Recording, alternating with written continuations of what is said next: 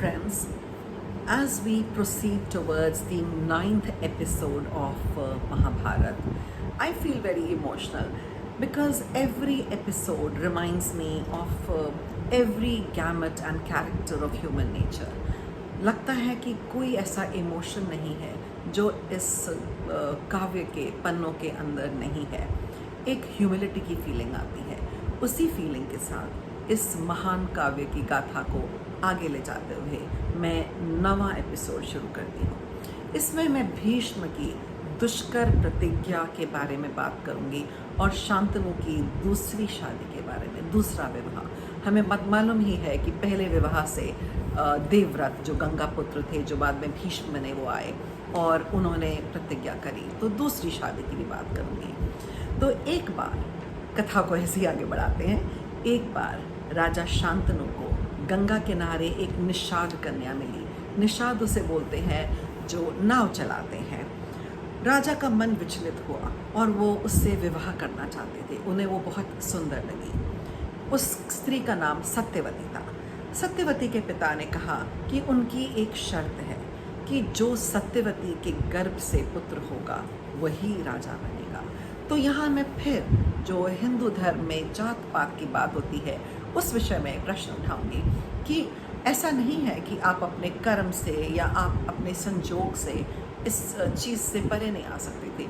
अब सत्यवती तो निषाद कन्या थी और विवाह के उपरांत वो क्षत्राणी कहलाएगी और उसके बच्चे ही आगे वंश चलाएंगे और इतने महान राज्य के राजा बन सकते हैं.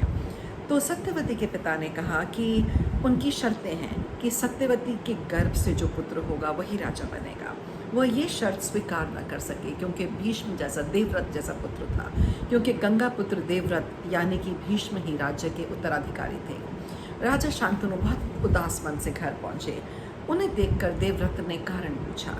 जब उन्हें सच्चाई पता चली तो वो अपने पिता की खुशी के लिए सत्यवती के पिता के पास गए और उनके सामने उन्होंने एक भीषण प्रतिज्ञा करी और कहा कि मैं आजीवन ब्रह्मचारी रहूँगा, कभी भी विवाह नहीं करूँगा.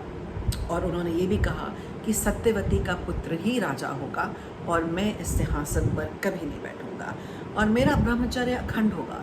इसलिए मेरा कोई पुत्र ही नहीं होगा. जब होगा ही नहीं तो सिंहासन पे कैसे आएगा.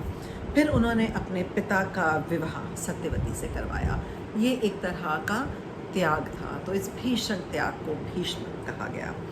तो राजा शांतनु ने प्रसन्न होकर उन्हें इच्छा मृत्यु की वरदान दिया. तभी वो याद है आपको, जब महाभारत खत्म हुई, पूरी महाभारत के समय जब युद्ध चल रहा था तो भीष्म पितामह बाणों की शैया पर लेटे रहे और उन्होंने अपना शरीर तब तक नहीं त्यागा जब तक उन्हें युद्ध के अंत का ज्ञात नहीं हुआ और पता नहीं चला कि महाभारत में आगे क्या हुआ, युद्ध का अंत कैसे हुआ. तो रानी सत्यवती के शांतनु से विवाह के बाद 2 पुत्र हुए, चित्रांगद और विचित्रवीर. राजा शांतनु की मृत्यु के बाद चित्रांगद को राजा बनाया.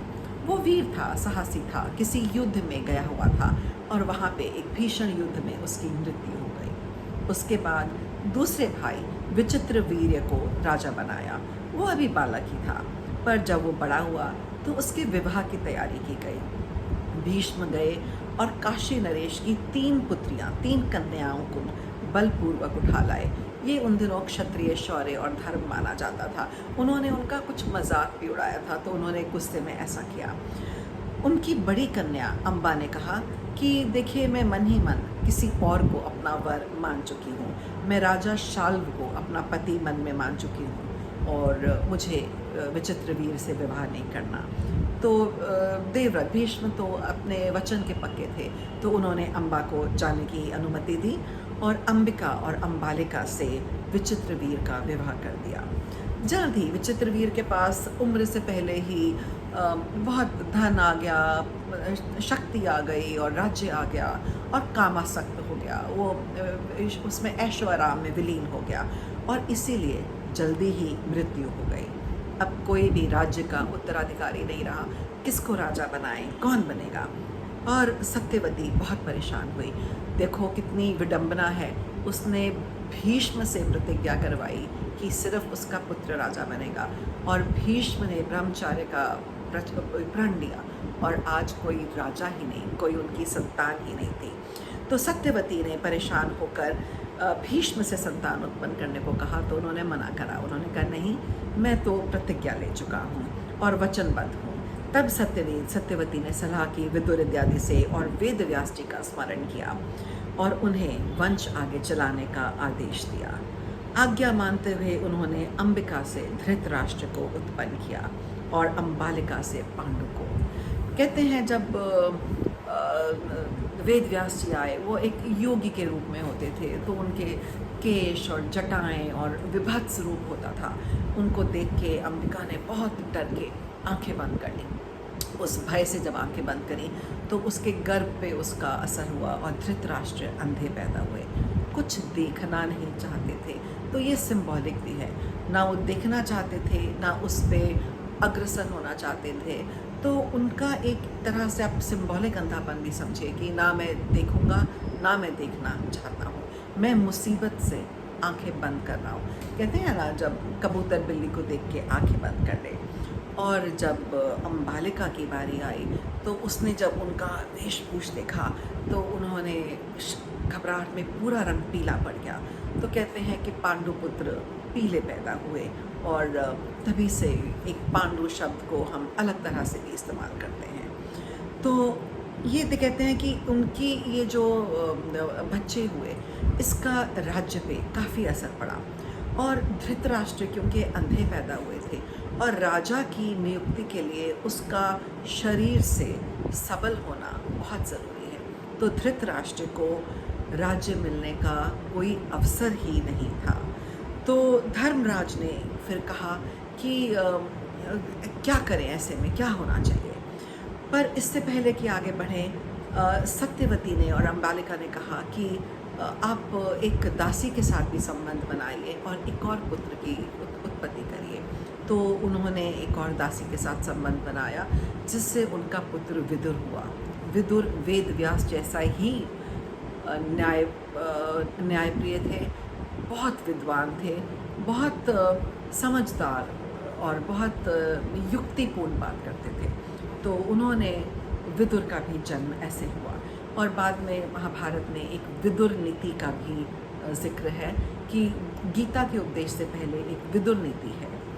तो ये सब जानते हुए हमें लगा कि इस कथा में एक सिंबॉलिज्म है। धृतराष्ट्र को राज्य नहीं मिल सकता था क्योंकि आँख से अंधे थे, और पांडु अपनी तरह से बहुत अच्छा राज्य कर सकते थे, पर शायद उतनी शक्ति और कैपेबिलिटी नहीं थी। तो इस कथा को आगे ले जाते हुए हम धीरे धीरे उस मोड़ तक पहुँचेंगे जिसमें ये पांडुपुत्र और कौरव पुत्र, धृतराष्ट्र और पांडु, इनके जो पुत्र होंगे, जो धृतराष्ट्र के पुत्र होंगे वो कौरव कहलाएंगे, और जो पांडु के पुत्र होंगे वो पांडव कहलाएंगे। धीरे धीरे उन तक पहुँचेंगे और उनकी क्या क्वालिटीज़ होंगी और वो कैसे इस कथा को अपने कैरेक्टर से, अपने पात्रों से आगे बढ़ाएंगे, ये हम आगे देखते हैं। तो इनका सिंबलाइजेशन भी मत भूलिए और आगे देखते हैं कि क्या हुआ। तो अगले एपिसोड में, in episode 10, we will inch closer to Mahabharat and talk of Dhritarashtra and Pandu's marriage, उनके विवाह की बात करेंगे। और इस काव्य में कुंती और गांधारी की एंट्री होगी और उनसे आगे का वंश बढ़ेगा। तो looking forward to your comments and your suggestions. So waiting for the next episode. Have a nice day.